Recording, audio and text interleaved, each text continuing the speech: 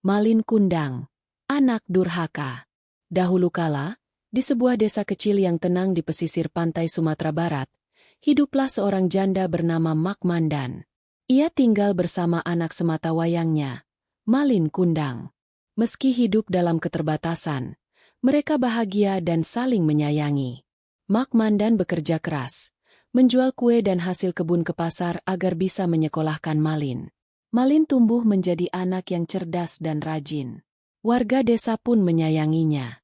Namun, hati Malin sering gelisah.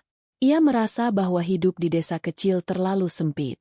Setiap hari ia menatap lautan luas, membayangkan petualangan dan kekayaan di seberang sana. Suatu hari, Malin berkata kepada ibunya, "Mak, izinkan aku pergi merantau. Aku ingin mencari rezeki agar kita tak miskin lagi. Aku janji akan kembali membawa kemakmuran." Mak Mandan terdiam. Hatinya sedih membayangkan hidup sendiri. Tapi ia tahu anaknya punya mimpi besar. Akhirnya, dengan berat hati, ia mengizinkan Malin pergi. Sebelum berangkat, Mak Mandan membekalinya dengan makanan, kain buatan tangan, dan doa-doa penuh harap. "Jangan pernah lupakan ibumu, Nak, dan selalu bersyukurlah, apapun yang terjadi." Malin mengangguk. Ia mencium tangan ibunya dan berlayar bersama kapal dagang yang singgah di pelabuhan kecil itu. Malin bertahun-tahun mengarungi lautan, berpindah dari satu kota ke kota lain, berdagang, bekerja, dan belajar dari banyak orang. Ia dikenal sebagai pemuda jujur dan ulet. Lambat laun, usahanya berkembang. Di kota pelabuhan besar, ia bekerja dengan seorang saudagar kaya dan akhirnya menikahi putrinya yang cantik. Mereka membangun usaha bersama dan menjadi pasangan yang terpandang. Malin kini hidup mewah. Rumah besar, pelayan, pakaian mahal, semua ia miliki. Namun, di tengah kesuksesan itu, ia tak pernah mengirim kabar kepada ibunya. Sementara itu, Mak Mandan di kampung terus menanti.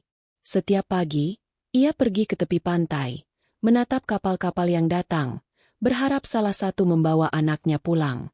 Namun tahun demi tahun berlalu tanpa kabar. Orang-orang mulai berkata, "Mungkin Malin sudah lupa. Ia kini orang kaya. Untuk apa ingat ibunya yang miskin?" Namun Mak Mandan selalu percaya, "Tidak mungkin anakku lupa. Ia pasti kembali. Ia hanya belum sempat." Hatinya tetap penuh harap, meski tubuhnya semakin renta. Suatu hari, desa heboh karena sebuah kapal megah berlabuh. Penduduk berbondong-bondong melihat kapal besar itu.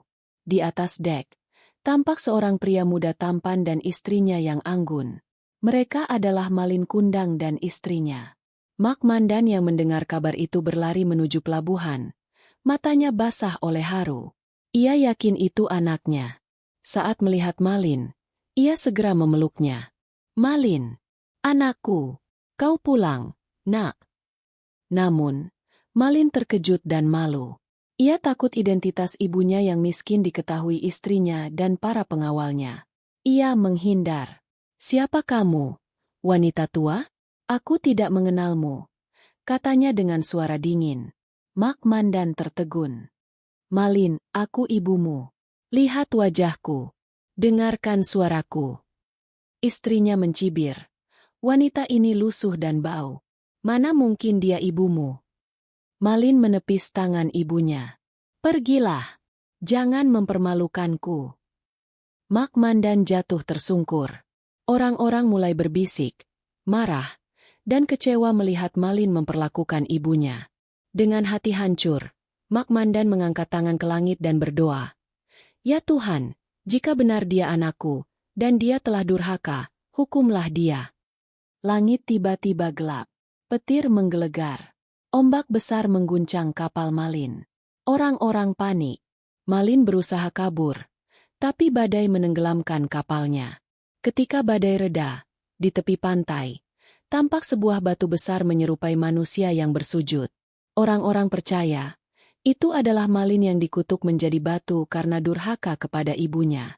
Sejak saat itu, batu Malin Kundang menjadi peringatan bagi semua anak agar tidak melupakan jasa orang tua. Desa itu kembali tenang, Tapi suara tangis Mak Mandan masih terngiang di antara debur ombak.